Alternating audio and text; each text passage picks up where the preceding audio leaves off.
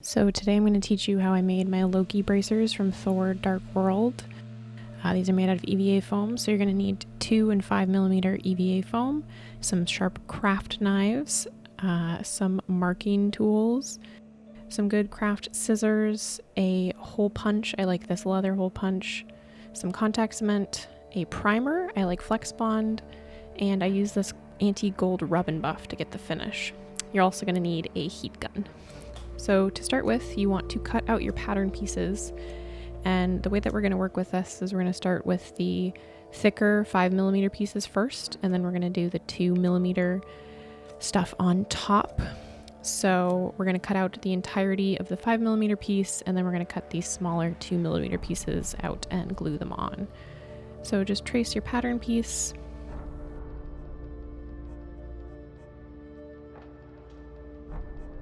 And so then the way that we're going to etch in these designs is that we're going to take a pen and we're going to draw over top of this template, and that's actually going to put some marks on the foam underneath. And then from there we can deepen those marks a little bit with a pen just so you can see them because they're kind of light here.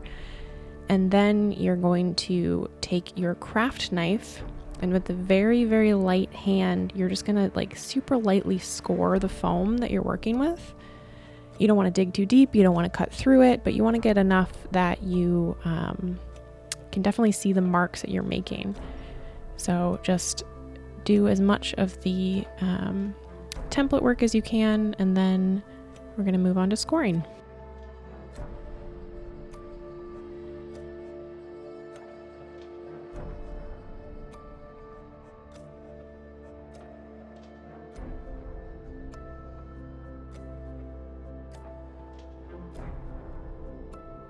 So here you can see that I'm super lightly starting to score my 5mm foam, not digging too deep, just making little marks, and this especially is helpful to have a very sharp craft knife while you're doing this. I really like the X-Acto because I feel like it's a little bit more like using a pen and kind of just drawing on the foam. But the nice thing about EVA foam is you have to heat seal it eventually anyways. And heat sealing it will also open up these little scores and make it look so much more defined, and it's kind of a really magical process. So just go through and score all the pieces, and then we'll move on from there.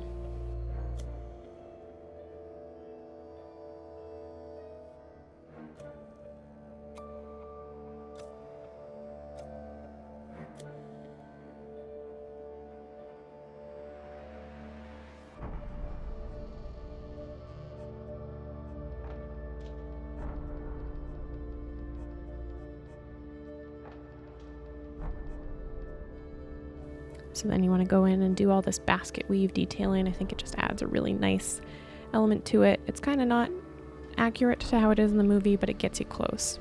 So then you want to take your heat gun and you want to set it to high, and holding it a couple inches away from your foam, you want to start blasting it. And you can see here how it starts to the foam starts to expand, and it starts to put everything in a pretty sharp relief and makes it look much more defined. And then when you go over it with paint or rub and buff or whatever you decide to use later, it won't go as deep into those cracks, so you'll have some nice relief. And so now here we're cutting up our original template piece for the 2mm that we need, and this is going to be layered on top of our 5mm piece and give it some nice three-dimensionality. So I marked out where those pieces are going to go just to make it easier for myself for gluing later. And then I cut out all of these pieces. So lay it out on your 2mm foam, get your Sharpie, your pen, whatever you want to do, and just start tracing again.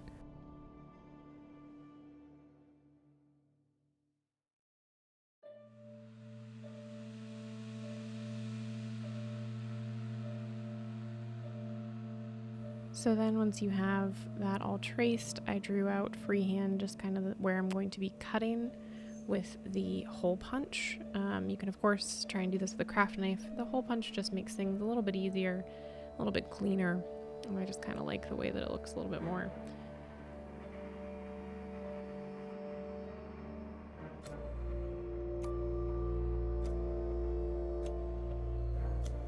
So typically this is used to make holes in leather for leatherworking, but it works just as well for foam. If you apply enough force, it will absolutely cut through the foam and take the whole little chunk out with it, but here I was just kind of doing it kind of quickly, so I just had to poke out the little interior pieces with a craft knife.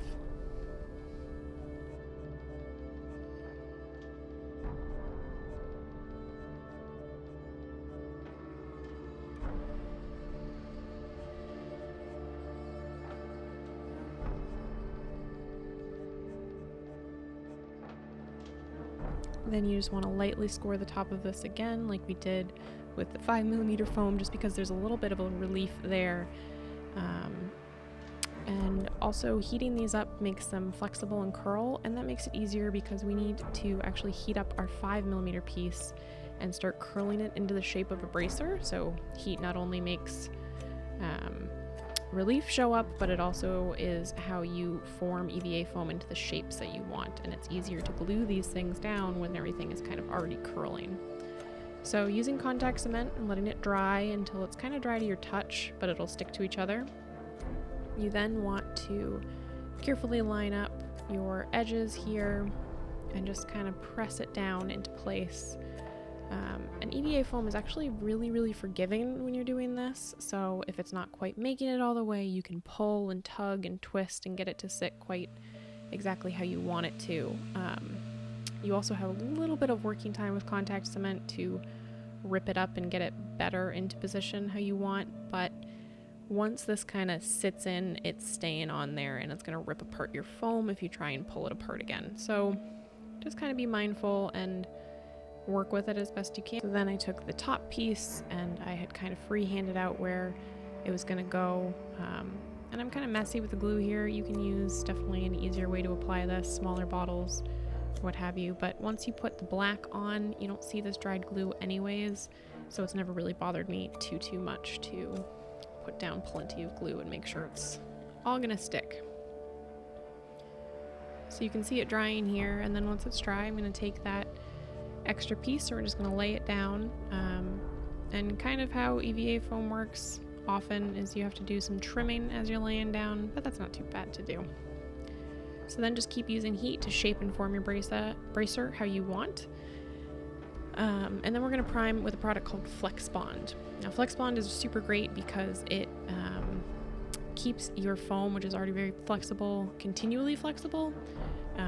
It doesn't crack, it doesn't fray, it doesn't do anything awful. And it allows you to use a little bit of heat to repair any cracks or anything that does show up. And I'm really fond of it for EVA foam. It's traditionally for Warbler, but it works great on EVA foam too. It's kind of just a glue kind of product. And now's the part when you're like me and you remember that you need to do the underside of this bracer. So I just grabbed a spare piece of foam that I had, 5mm foam, and kind of roughed out a shape and just kind of started adding it onto the bracer and making sure that it was going to be the right size. This is not probably the way to do it, but everybody's forearm is different lengths. So this is like the easiest way to do it. And it just kind of has an extra curve to it. So yeah, just kind of tried to make it work. I also realized as I was getting ready to glue both sides down that the strap that I had made was too big. So I had to rip it off and kind of readjust, make it a little bit smaller. It ended up a lot better actually. So you want to do 2 to 3 layers of this Flexbond, depending on how smooth you want it to be. Probably don't add things to it as you're priming it, but you know, things happen. But as this Flexbond dries, it gives the EVA foam much less of a porous surface. It's just kind of more of a shiny, flat surface that's easier to paint on, much easier to work with. It looks better for armor, all that kind of stuff. So I'm going to take some very black craft paint. This is just acrylic craft paint that you can grab at any kind of craft store. I like folk art for no real reason. I just always have. So I'm going to wash the whole thing in black. And you might say, why? The foam is black. But this gets rid of all of our Sharpie marks, all of our pen marks, and it also provides just a really nice dark base for the rub and buff, which shows up better on a dark base. And so the rub and buff, you don't need a ton of. I like to put it down on a piece of paper and then take my cloth and dip into it as I need it. And Loki stuff is kind of really tarnished in Dark World, so we're really going for a really light application that doesn't get too deep in any of the cracks and crevices. We want a lot of black showing through, and we want it to look like it's been beaten up and well used as he battled the Avengers. So this product is just a wax that you kind of rub on, and it has metallic pigment in it, and it's amazing. I'm a big fan of it, and I love how it looks on this EVA foam and how it turned out for this bracer. And don't forget to get the edges to make the whole thing look actually metal. But so there you have it. This is your left Loki bracer, ready to go. You don't really need to do a varnish over top of the rub and buff, but you can if you want to. But this is what they look like on.